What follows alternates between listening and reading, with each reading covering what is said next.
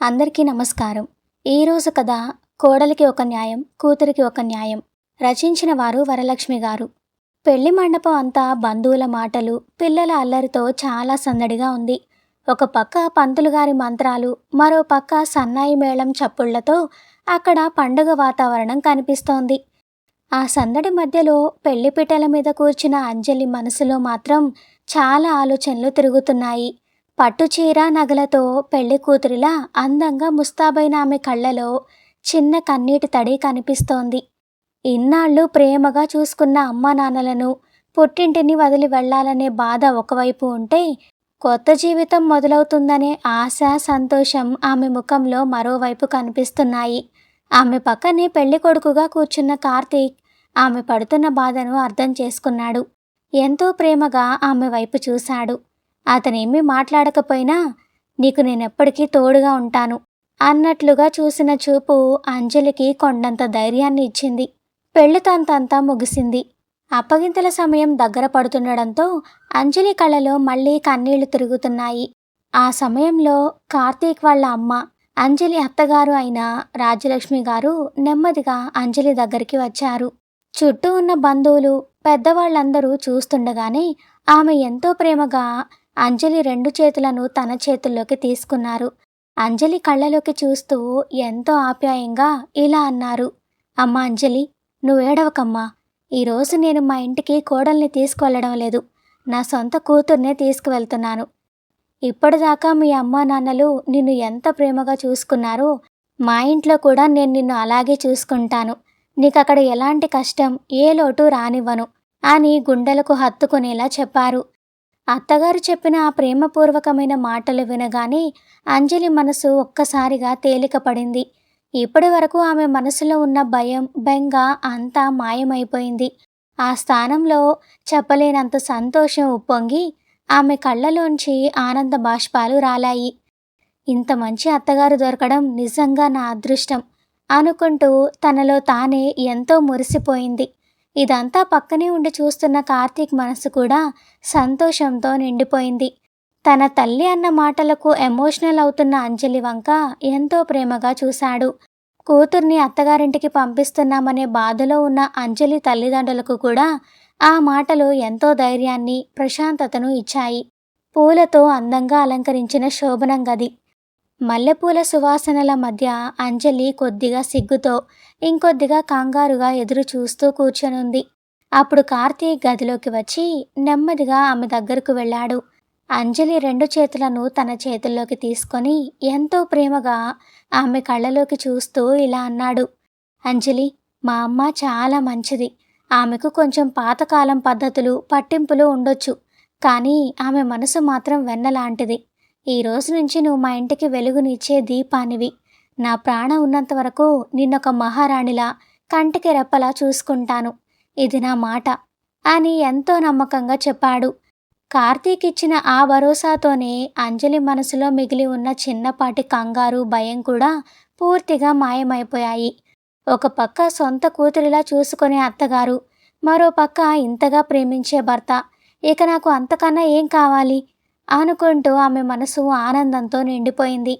వాళ్ళిద్దరి ఆప్యాయతను తలుచుకుంటూ రాబోయే తన కొత్త జీవితం ఎంత సంతోషంగా ఉండబోతోందో ఊహించుకుంటూ ఆమె అందమైన కలల్లో మునిగిపోయింది.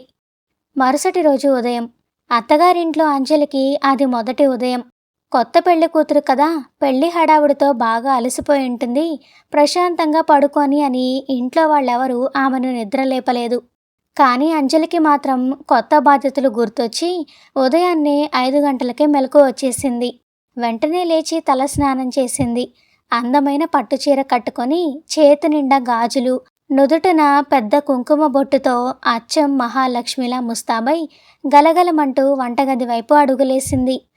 ఆమె వంటగదిలోకి వెళ్ళేసరికి అత్తగారు రాజ్యలక్ష్మి గారు అప్పటికే స్టవ్ వెలిగించి పనిలో నిమగ్నమై ఉన్నారు. అంజలి అత్తగారి దగ్గరకు వెళ్ళి, అత్తయ్య, మీరు విశ్రాంతి తీసుకోండి, ఈరోజు వంట నేను చేస్తాను అని చాలా ప్రేమగా అడిగింది. ఉదయాన్నే కోడలికి ఉన్న ఉత్సాహాన్ని, బాధ్యతను చూసి రాజ్యలక్ష్మి గారికి ఎంతో ముచ్చటేసింది.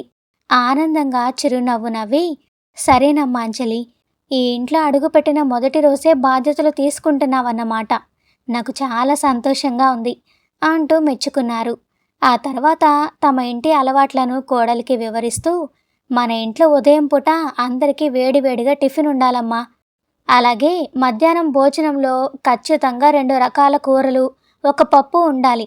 ఇన్నేళ్లుగా మన ఇంట్లో వస్తున్న పద్ధతి ఇదే అని ఎంతో ఆప్యాయంగా చెప్పారు. అత్తగారు చెప్పిన మాటలను ఎంతో శ్రద్ధగా విన్న అంజలి అత్తింటి వారి పద్ధతులను గౌరవిస్తూ తన చేతి వంటతో వాళ్ళ మనసులు గెలుచుకోవాలనే ఆతృతతో చాలా సంతోషంగా సరేనంటూ తల ఊపింది. వెంటనే వంట పనుల్లోకి చురుకుగా దిగిపోయింది. ఆ రోజు మొదలు అంజలి దినచర్య పూర్తిగా మారిపోయింది. పుట్టింట్లో గారాబంగా పెరిగిన ఆమె అత్తింటి బాధ్యతలను తన భుజాలపై వేసుకొని తన అలవాట్లను మార్చుకుంది. ప్రతిరోజు ఉదయం 5 గంటలకే నిద్రలేవడం, వాకిలి శుభ్రంగా ఊడ్చి కళ్ళాపు చల్లి ఎంతో ఓపిగ్గా అందమైన ముగ్గులు తీర్చిదిద్దడంతో ఆమె రోజు మొదలయ్యేది.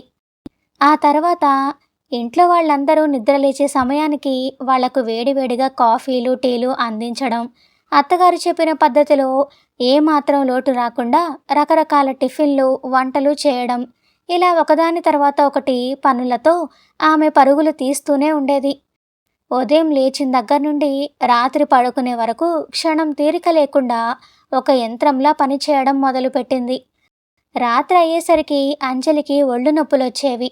కానీ గదిలోకి రాగానే కార్తీక్ తనని ఆప్యాయంగా దగ్గరకు తీసుకొని, నా కోసం, మా కుటుంబం కోసం చాలా కష్టపడుతున్నావు కదూ అని ఒక చిన్న ముద్దు పెడితే ఆమె రోజంతా పడిన అలసటంతా మర్చిపోయేది. తన భర్త ప్రేమ, అత్తగారి మెప్పు కోసం అంజలి తనకంటూ ఒక సమయం లేకుండా ఇంటి పనుల్లో మునిగిపోయింది. ఒకరోజు మధ్యాహ్నం అందరూ భోజనాలు చేసిన తర్వాత సింక్ నిండా ఉన్న ఎంగిలి గిన్నెలను తోమి కిచెన్ కట్టును శుభ్రంగా తుడిచి బయటకు వచ్చేసరికి అంజలికి బాగా అలసటగా అనిపించింది. నుదుటి మీద పట్టిన చెమటను చీర కొంగుతో తుడుచుకుంటూ హాల్లోకి వచ్చి అక్కడున్న సోఫాలో కాస్త నడుం వాల్చింది. అలా కళ్ళు మూసుకొని ఒక 5 నిమిషాలు గడిచిందో లేదో హఠాత్తుగా రాజ్యలక్ష్మి గారి మొబైల్ ఫోన్ పెద్ద శబ్దంతో మోగింది. పక్కనే ఉన్న కుర్చీలో కూర్చొని టీవీలో ఏదో సీరియల్ చూస్తున్న రాజ్యలక్ష్మి గారు కాస్త విసుగ్గా ఫోన్ వైపు చూశారు. కానీ ఫోన్ స్క్రీన్ మీద పేరు చూడగానే ఆమె ముఖంలో విసుగు మాయమై చెప్పలేనంత ఆనందం వెల్లివిరిసింది. ఫోన్ చేసింది ఆమె సొంత కూతురు శ్వేత. శ్వేతకు పెళ్ళై 3 ఏళ్ళు అవుతోంది. ఓ పెద్ద ఐటీ కంపెనీలో మంచి హోదాలో ఉద్యోగం చేస్తోంది. తన కూతురు తన కాళ్ల మీద తను నిలబడి అత్తింట్లో మహారాణిలా వెలుగొందుతోందని రాజ్యలక్ష్మి గారికి ఎంతో గర్వం. ఉత్సాహంగా ఫోన్ లిఫ్ట్ చేసి, హలో, ఏమ్మా శ్వేత, భోజనం చేశావా తల్లి? ఆఫీస్లో పని ఎలా ఉంది అంటూ ప్రేమగా అడిగింది. కానీ అవతలి వైపు నుండి శ్వేత జవాబు ఇవ్వలేదు. బదులుగా ఏడుస్తున్న వాయిస్ వినిపించింది. ఆ ఏడుపు వినగానే రాజ్యలక్ష్మి గారి గుండె వేగం ఒక్కసారిగా పెరిగింది. ఏమైంది తల్లి? ఎందుకు ఏడుస్తున్నావు? మీ ఆయన ఏమైనా అన్నాడా? లేక ఆఫీస్లో ఏమైనా సమస్య? ఏడవకుండా అసలు విషయం చెప్పు తల్లి. నువ్వలా ఏడుస్తుంటే నా ప్రాణం పోతోంది ఇక్కడ అంటూ ఆందోళనగా కంగారుగా కుర్చీలోంచి లేచి నిలబడ్డారు. సోఫాలో కళ్ళు మూసుకొని విశ్రాంతి తీసుకుంటున్న అంజలికి కూడా అత్తగారి మాటలు వినిపించాయి. వెంటనే కళ్ళు తెరిచి ఏం జరిగిందా అని ఆందోళనగా అత్తగారి వైపు చూస్తూ సోఫాలోంచి పైకి లేచింది. అవతలి నుంచి శ్వేత తన దుఃఖాన్ని ఆపుకునే ప్రయత్నం చేస్తూ వణుకుతున్న గొంతుతో, మమ్మీ, ఆఫీసులో ప్రాజెక్ట్ డెడ్లైన్ ఉండి చాలా టైర్డ్ అయి వచ్చాను. ఇంట్లో చూస్తే మా అత్తయ్య గారు వేడిగా వంట చేసి పెట్టమంటున్నారు. నాకు అస్సలు ఓపిక లేదు అని శ్వేత చెబుతోంది. ఆ మాట వినగానే రాజ్యలక్ష్మి గారికి విపరీతమైన కోపం వచ్చేసింది. అలా ఎలా అడుగుతుంది మీ అత్త? తను ఇంట్లోనే కదా ఉండేది. కాస్త వండుకుంటే ఏమవుతుందట? ఆడపిల్ల ఆఫీస్కి వెళ్ళి ట్రాఫిక్లో పడి ఇంటికి వచ్చేసరికి ఎంత అలసిపోతుందో ఆవిడకు తెలీదా? ఆడవాళ్ల శ్రమ ఆడవాళ్లే గుర్తించకపోతే ఎలా? నువ్వేడవకు, నేను మీ ఆయనకి ఫోన్ చేసి మాట్లాడతాను అని పెద్దగా అరుస్తూ ఫోన్ పెట్టేశారు. ఇదంతా వింటున్న అంజలి మనసులో ఒక చిన్న ఆశ్చర్యం, దాని వెనకే ఒక సంతోషం ముసురుకున్నాయి. ఫోన్లో అత్తయ్యగారు మాట్లాడుతున్న తీరు చూసి ఆమెకు ముచ్చటేసింది. అత్తయ్యగారు ఎంత గొప్పగా ఆలోచిస్తున్నారు. ఆడవాళ్ల కష్టాన్ని, అందులోనూ ఉద్యోగం చేసే మహిళల శ్రమను ఎంత బాగా అర్థం చేసుకున్నారు. ఆడవాళ్ళ కష్టం ఆడవాళ్ళకే తెలియాలి అని ఎంత పక్వతతో మాట్లాడారు.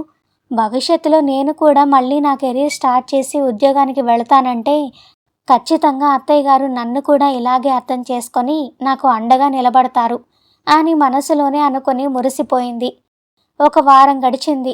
ఆ రోజు ఉదయం ఇంట్లో ఎప్పట్లాగే వంటగదిలో పనులు చేసుకుంటున్న అంజలికి హాల్లో నుంచి రాజ్యలక్ష్మి గారి అరుపులు వినిపించాయి. ఒరే కార్తీక్, ఈరోజు నా చిట్టి తల్లి వస్తుందట్రా, ఆఫీస్లో 10 రోజులు సెలవు పెట్టి పుట్టింటికొస్తోందట అంటూ ఆవిడ ఇల్లంతా ఒకటే హడావిడి చేస్తున్నారు. అంజలి చేతిలో ఉన్న పని పక్కన పెట్టి బయటకు వచ్చింది. అంజలి, విన్నావా? ఈరోజు సాయంత్రమే శ్వేత వస్తోంది. పాపం ఆఫీస్ పనులతో వాళ్ళ అత్తగారి పోరు పడలేక నా కూతురు ఎంత చిక్కిపోయిందో ఏంటో. ఇక్కడున్న ఈ 10 రోజులు తను ఎలాంటి పని చేయకుండా బాగా రెస్ట్ తీసుకోవాలి. తనకి ఎక్కడికక్కడ అన్నీ అమర్చాలి అని గబగబా చెప్పుకొచ్చారు. ఆ తర్వాత నేరుగా వంటగదిలోకి వెళ్ళి అక్కడున్న సరుకుల డబ్బాలు ఒక్కొక్కటిగా చూస్తూ సాయంత్రం భోజనంలోకి శ్వేతకు ఇష్టమైన vegetable pulao, paneer butter masala curry చేయాలి. పన్నీర్ చాలా సాఫ్ట్గా ఉండాలి సుమా. అలాగే రేపు ఉదయం బ్రేక్ఫాస్ట్కి దోశలు వేయి. దానికి కాంబినేషన్గా పల్లీ చట్నీనే కావాలి.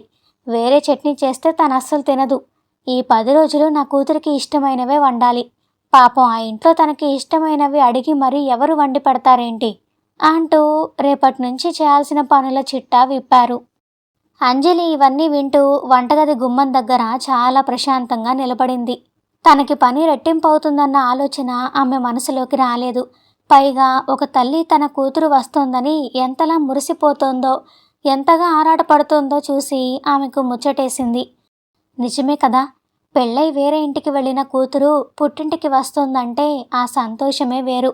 రేపు నేను వెళ్ళినా మా అమ్మ కూడా నా కోసం ఇలాగే ఎదురు చూస్తుంది కదా అనుకొని మనసులోనే నవ్వుకుంది.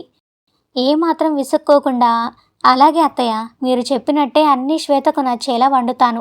మీరు అస్సలు కంగారు పడకండి, ఇవన్నీ నేను చూసుకుంటాను కదా అని ఎంతో ఆప్యాయంగా చెప్పింది. సాయంత్రం 6 గంటల సమయం.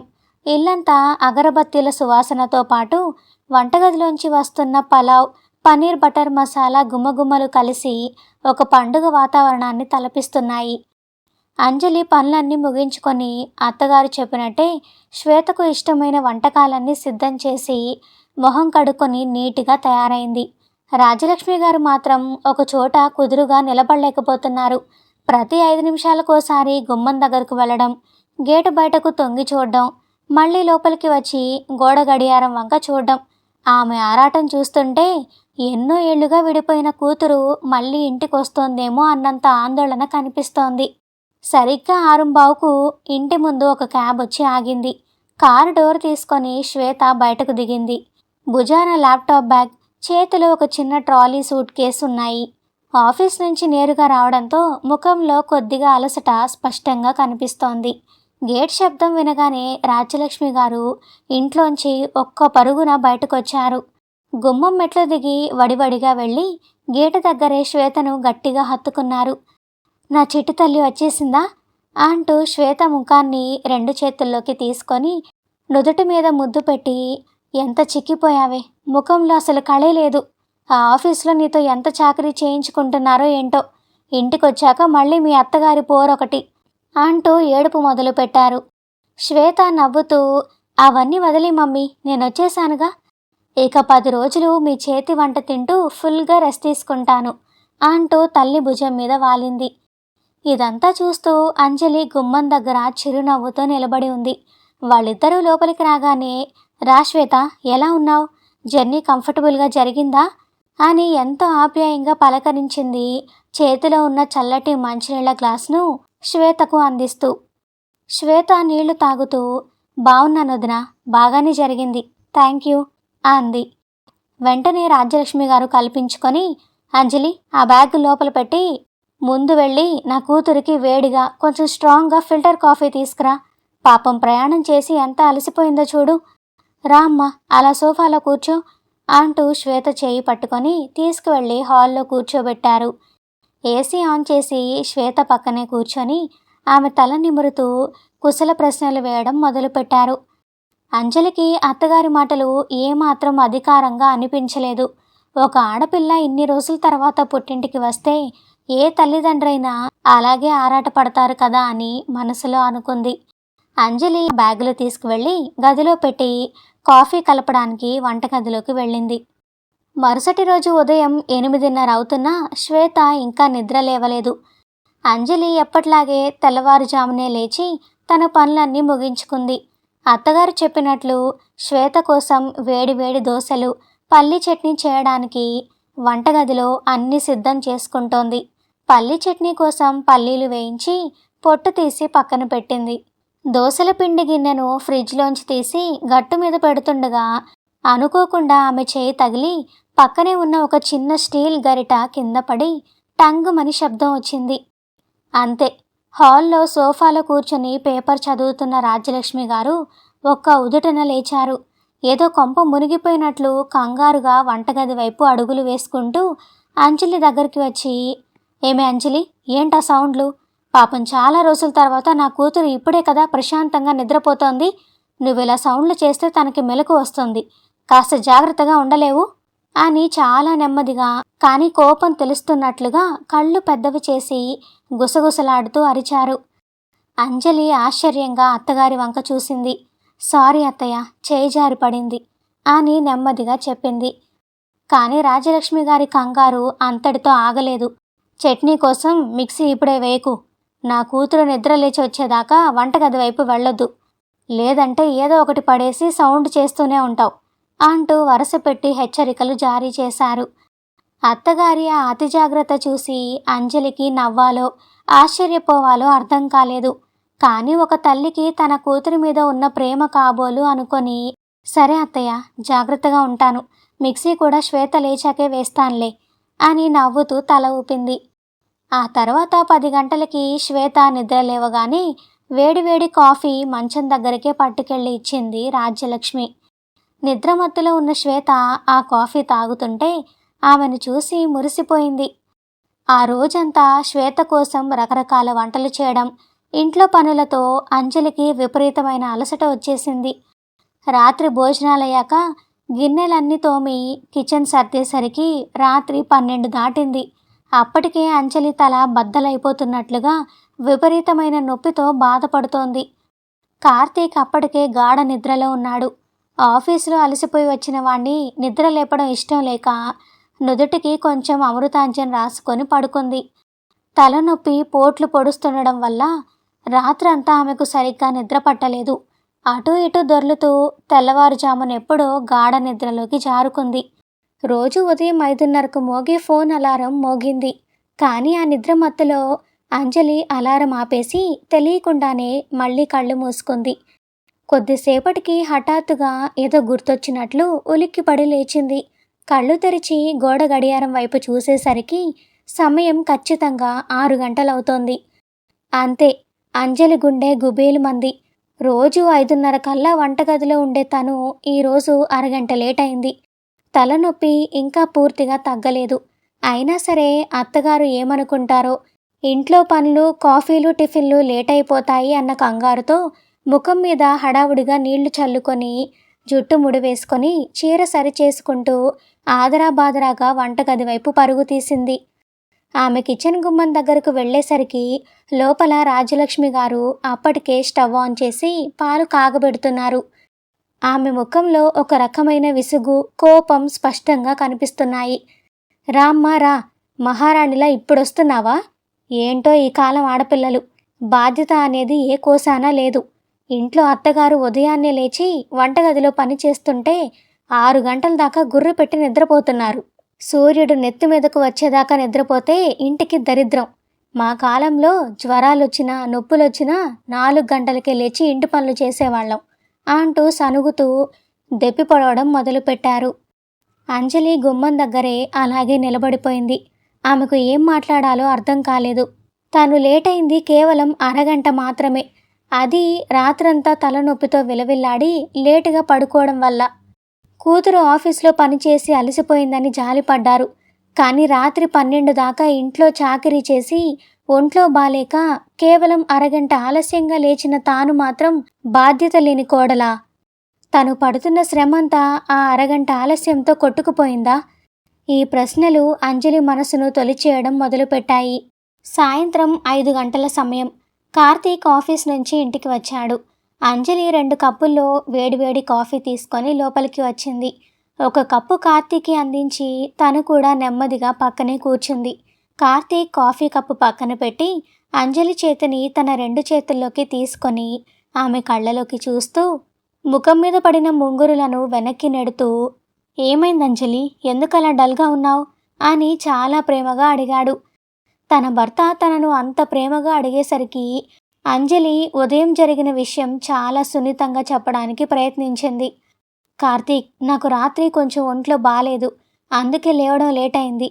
కానీ అత్తయ్య గారు అర్థం చేసుకోకుండా నేను కావాలని లేటుగా లేచానని, బద్ధకమని దెప్పి పొడుస్తూ" అని అంజలి చెప్పేది పూర్తి చేయకముందే కార్తీక్ ఆమె మాటల్ని కట్ చేస్తూ, "అయ్యో, దానికెందుకు ఫీల్ అవుతావు అంజలి? అమ్మ మనస్తత్వం నీకు తెలిసిందే కదా. ఆవిడికి ఉదయాన్నే లేవడం, ఇంట్లో పనులన్నీ టైంకి జరిగిపోవడం ఎప్పటినుంచో ఉన్న అలవాటు. నువ్వు లేవడం కాస్త లేట్ అయ్యేసరికి పనులన్నీ ఎక్కడ ఆగిపోతాయో అని కంగారు పడుంటుంది. ఆ కంగారులో ఏదో ఒక మాట అనేసి ఉంటుంది. దాన్ని పట్టుకొని రోజంతా ఇలా ముఖం మార్చుకుంటే ఎలా చెప్పు? అదంతా మనసులో పెట్టుకోకు" అని చాలా క్యాజువల్గా తీసి పారేశాడు. అంజలికి కార్తీక్ మాటలు ఊరట ఇవ్వకపోగా మరింత బాధను కలిగించాయి. తప్పు తనది కాకపోయినా తననే సర్దుకుపోమంటున్నాడు. అప్పటిదాకా తన భర్త మీద ఉన్న ఒక రకమైన భ్రమ నెమ్మదిగా తొలగిపోతూ ఒక చేదు వాస్తవం ఆమె ముందు నిలబడింది. నిశ్శబ్దంగా రాలుతున్న కన్నీటి చుక్కను తుడుచుకొని భారంగా బయటకు నడిచింది అంజలి. రోజులు గడుస్తున్నాయి. బయట వాతావరణంలో వచ్చిన మార్పుల వల్ల అప్పటికే ఇంట్లో పనులతో అలసిపోయిన అంజలి తీవ్రమైన జ్వరంతో మంచం పట్టింది. ఆ రోజు రాత్రంతా చలి జ్వరంతో వణికిపోతూనే ఉంది. తెల్లవారేసరికి జ్వరం మరింత పెరిగి ఒళ్ళు నిప్పు కణికలా కాలిపోతోంది. కనీసం మంచం దిగి లేచి నిలబడ్డానికి కూడా ఆమెకు ఓపిక లేదు. ముడుచుకొని దుప్పటి కప్పుకొని అలాగే పడుకొని ఉండిపోయింది. ఉదయం 8 గంటలు దాటుతోంది. అప్పటికే లేచి ఆఫీస్కి రెడీ అయిన కార్తీక్, "జాగ్రత్త అంజలి, టాబ్లెట్ వేసుకో" అని ఒక మాట చెప్పి వెళ్ళిపోయాడు. ఇంట్లో కాఫీలు టిఫిన్ల కోసం నిరీక్షిస్తున్న రాజ్యలక్ష్మి గారికి అంజలి ఇంకా గదిలోంచి బయటకు రాకపోయేసరికి కోపం నశాలానికి అంటింది. గట్టిగా అడుగులు వేసుకుంటూ అంజలి గదిలోకి వచ్చి దుప్పటి ముసుగులో వణికిపోతున్న కోడల్ని చూసి ముఖం చిట్లించుకొని, "ఏంటి అంజలి, ఇంకా మంచం దిగలేదా? 8 దాటుతోంది. ఇంట్లో పనులన్నీ అలాగే పడున్నాయి. ఎవరొచ్చి చేస్తారు?" అని విసురుగా అడిగారు. అంజలి చాలా నీరసంగా కళ్ళు తెరిచి, "అత్తయ్య, రాత్రి నుండి విపరీతమైన జ్వరం, ఒళ్ళు కాలిపోతోంది. లేవడానికి కూడా ఓపిక లేదు" అని గద్గద స్వరంతో చెప్పింది. ఆ మాటలకు రాజ్యలక్ష్మి గారు ఏమాత్రం కరగలేదు. "అంజలి, ఆడవాళ్ళు మరీ ఇంత సున్నితంగా ఉండకూడదు. కొంచెం జ్వరం రాగానే మంచం పట్టుకొని కూర్చుంటే ఇల్లెవరు చూసుకుంటారు? 2 పారాసెటమాల్ మాత్రలు వేసుకొని వంటగదిలోకి రా. స్టవ్ సెగ తగిలితే చెమటలు పట్టి జ్వరం అదే తగ్గిపోతుంది. అంతేకాని ఇలా రోగిష్టి దానిలా పడుకుంటే ఎలా?" అని నిర్మోహమాటంగా చెప్పేసి వెళ్ళిపోయారు.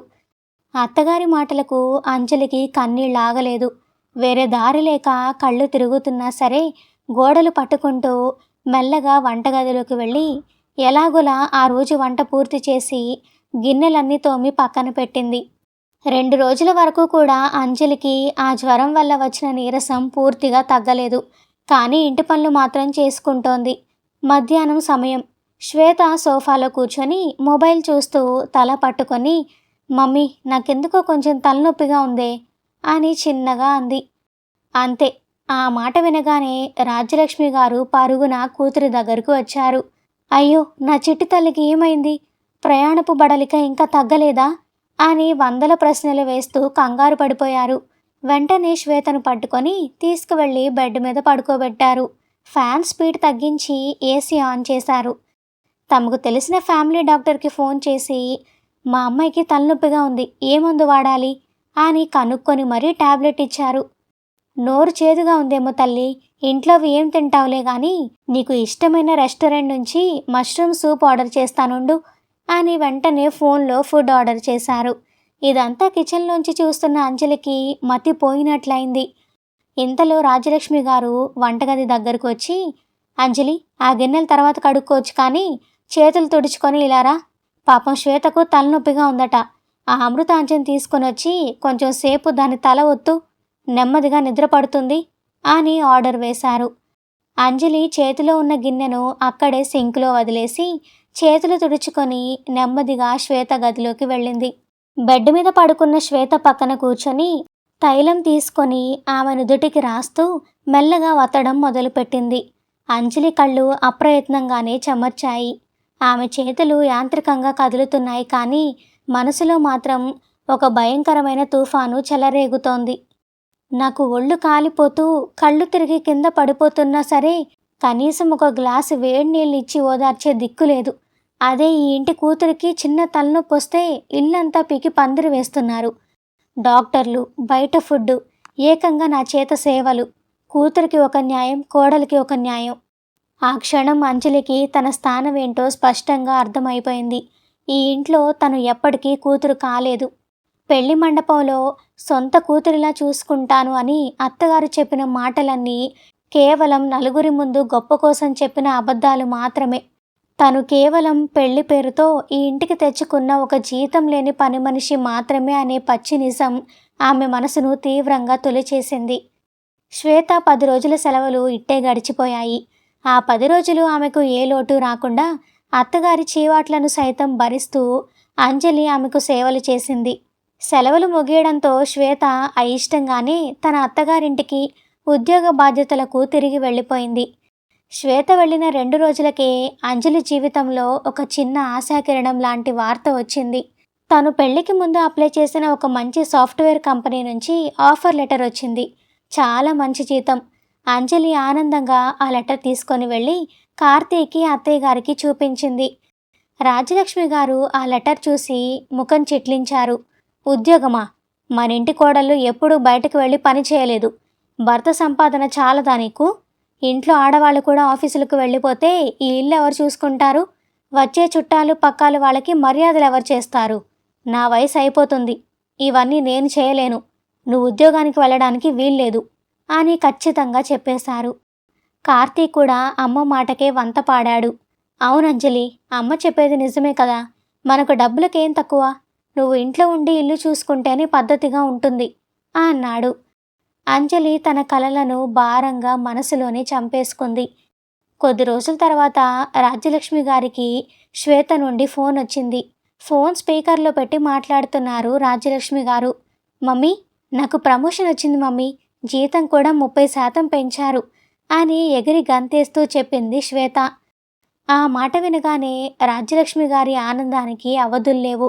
నిజమా తల్లి? ఎంత మంచి కబురు చెప్పావే నా చిట్టి తల్లి. నాకు చాలా గర్వంగా ఉందే. నీ కష్టానికి తగిన ప్రతిఫలం దక్కింది అంటూ మురిసిపోయారు. ఫోన్ పెట్టేసిన వెంటనే కార్తీక్కి డబ్బులిచ్చి స్వీట్ బాక్సులు తీసుకురమ్మని పురమాయించారు. సాయంత్రం చుట్టుపక్కల ఉన్న ఇరుగు పొరుగు వాళ్ళందరినీ ఇంటికి పిలిచారు. వాళ్ళందరికీ స్వీట్లు పంచుతూ రాజ్యలక్ష్మి గారు ఎంతో గర్వంగా గొప్పలు చెప్పడం మొదలుపెట్టారు. చూసారా అండి, మా శ్వేత ఎంత ఇండిపెండెంట్గా ఉందో. మగవాళ్లతో సమానంగా ఏమాత్రం తీసిపోకుండా సంపాదిస్తోంది. ఇప్పుడు ఏకంగా ప్రమోషన్ కూడా తెచ్చుకుంది.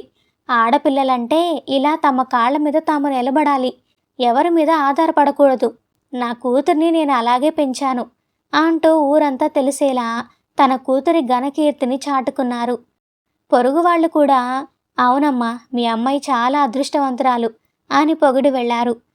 అదే సమయంలో లోపల వంటగదిలో అంజలి వాళ్ళు తిని వదిలేసిన స్వీట్ ప్లేట్లు, కాఫీ గ్లాసులు సింక్లో వేసుకొని కడుగుతోంది. బయట అత్తగారు ఆనందంగా చెబుతున్న ప్రతి మాట ఆమె చెవుల్లో సీసం పోసినట్లుగా అనిపించింది.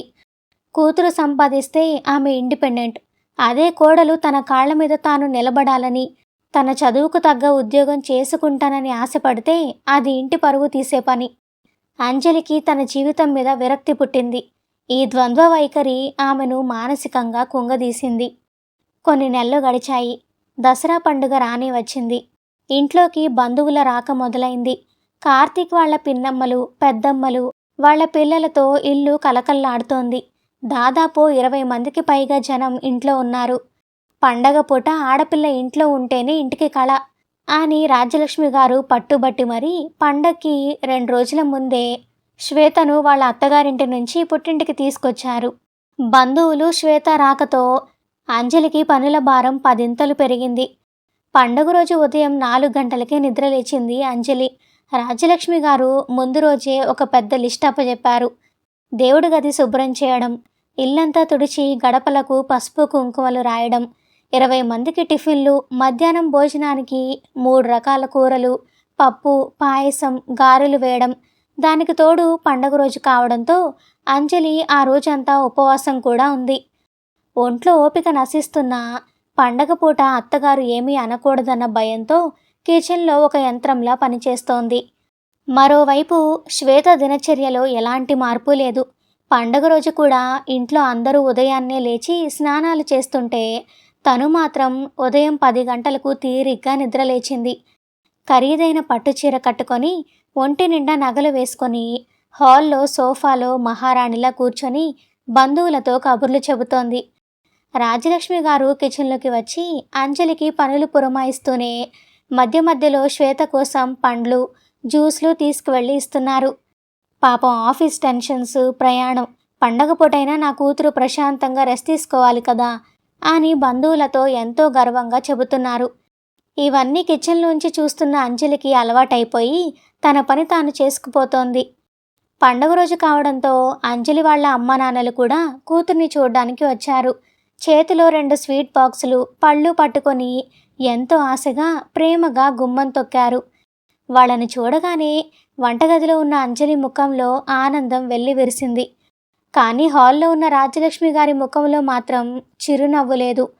కనీసం వాళ్ళని మర్యాదగా ఆహ్వానించలేదు.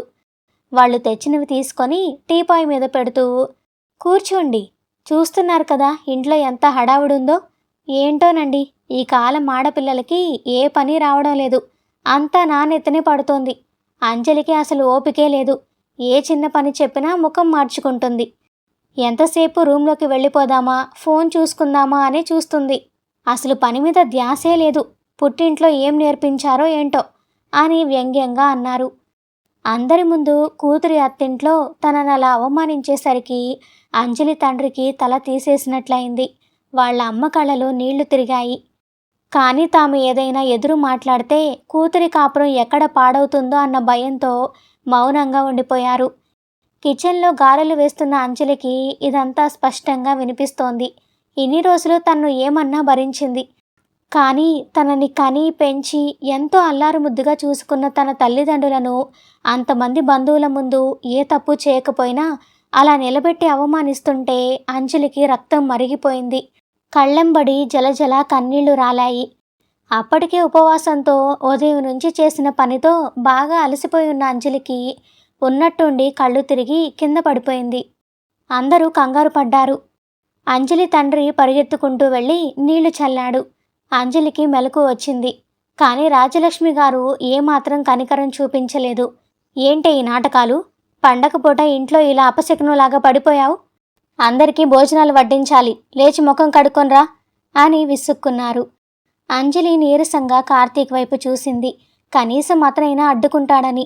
కానీ కార్తీక్, లే అంజలి, అమ్మకి కోపం తెప్పించకు, జస్ట్ ఒక గంటే కదా, మేనేజ్ చెయ్యి అన్నాడు. అంతే, అంజలిలో ఇప్పటి వరకు ఉన్న ఓపిక, సహనం నశించిపోయింది. భర్త మీద, అత్తింటి మీద ఉన్న గౌరవం పూర్తిగా తుడిచిపెట్టుకుపోయింది. నెమ్మదిగా లేచి తిన్నగా తన బెడ్రూంలోకి వెళ్ళిపోయింది. బంధువులంతా ఆశ్చర్యంగా చూస్తున్నారు. రాజ్యలక్ష్మి గారికి కోపం నశాలానికి అంటింది. ఏయ్, ఎక్కడికి వెళుతున్నావు? చెబుతుంటే వినపడ్డం లేదా అని అరుస్తూ వెనకాలే వెళ్ళింది. 10 నిమిషాల తర్వాత అంజలి తన లగేజ్ బ్యాగ్తో బయటకు వచ్చింది. ఆ బ్యాగ్ చూడగానే ఇంట్లో అందరికీ నోట మాట రాలేదు.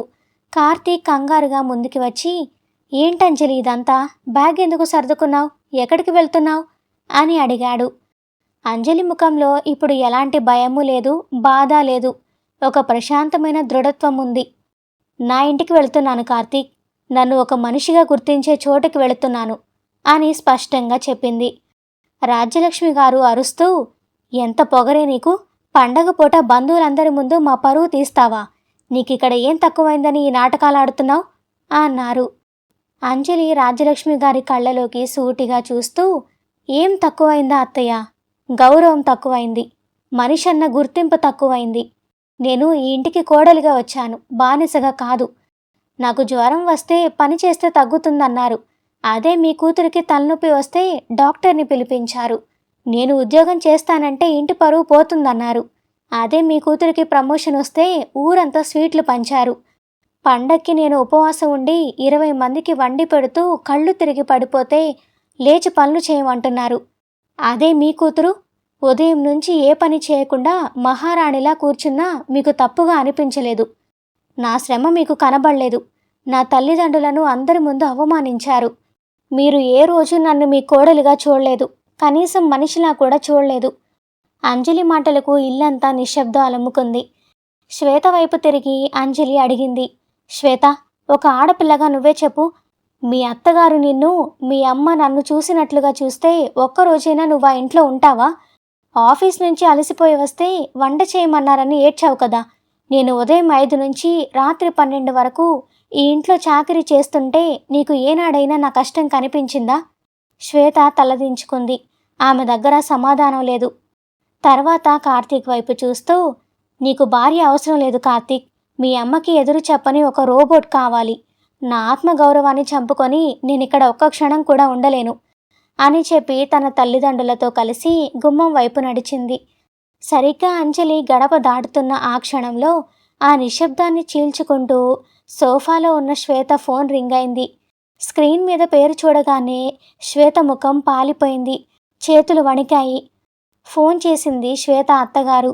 బంధువులంతా చూస్తుండడంతో కంగారులో ఫోన్ తీసి చెవికి పెట్టుకోబోయి పొరపాటున లౌడ్ స్పీకర్ ఆన్ చేసింది.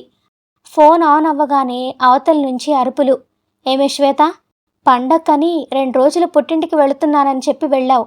ఇక్కడ పండగ పూట ఇంట్లోకి బంధువులు వస్తే పనులన్నీ నానెత్తిన వేసి అక్కడ మహారాణిలా పెత్తనాలు చేస్తున్నావా?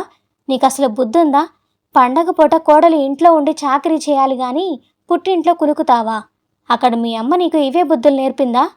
ఆఫీస్కి వెళ్ళి 4 రూపాయలు సంపాదిస్తున్నానన్న పొగరు నా దగ్గర చూపించకు. ఈరోజు సాయంత్రానికల్లా నువ్వు ఇంటికి రాకపోతే నీ బట్టలన్నీ సర్ది మీ అమ్మగారింటికి పంపిస్తాను.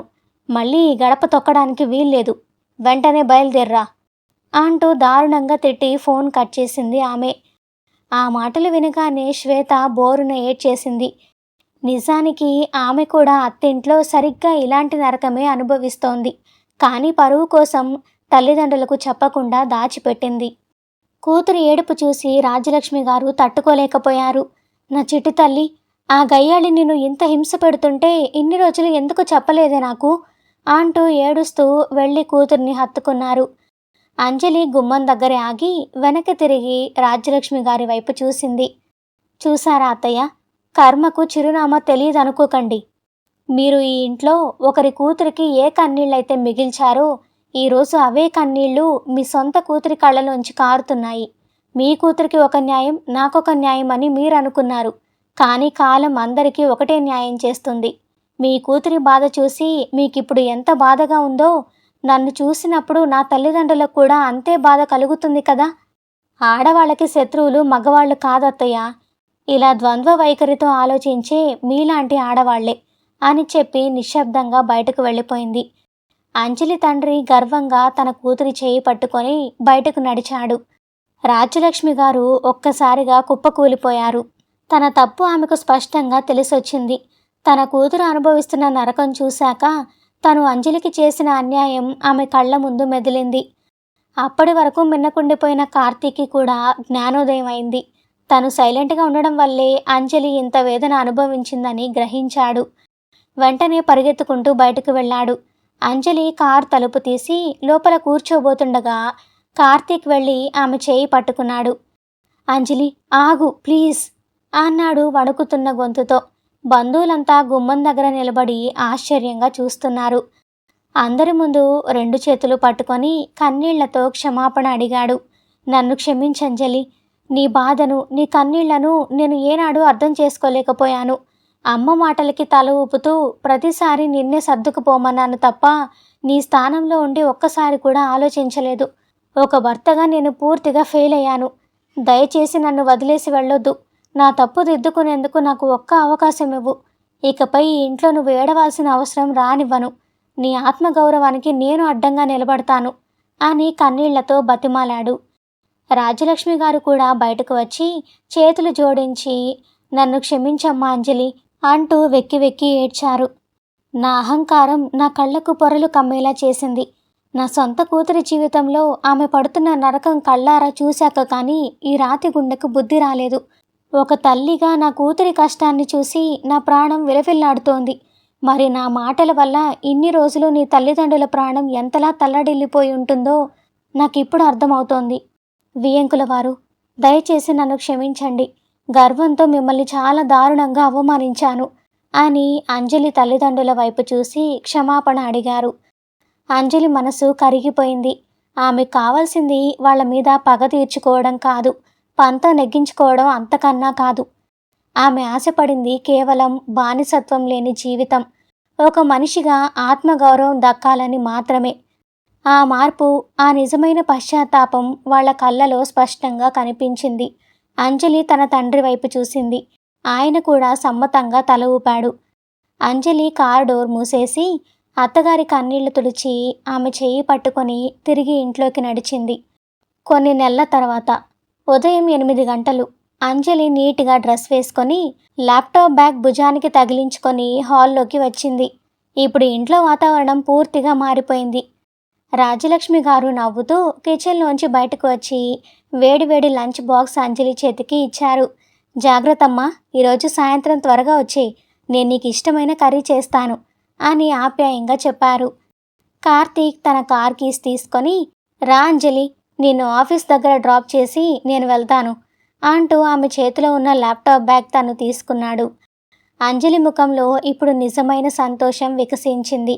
ఒకరినొకరు అర్థం చేసుకొని గౌరవించుకుంటే ఏ ఇల్లైనా స్వర్గమే అని నిరూపిస్తూ అంజలి చిరునవ్వుతో కొత్త జీవితంలోకి అడుగు పెడుతున్నట్లుగా గుమ్మం దాటి ఆఫీస్కి బయలుదేరింది.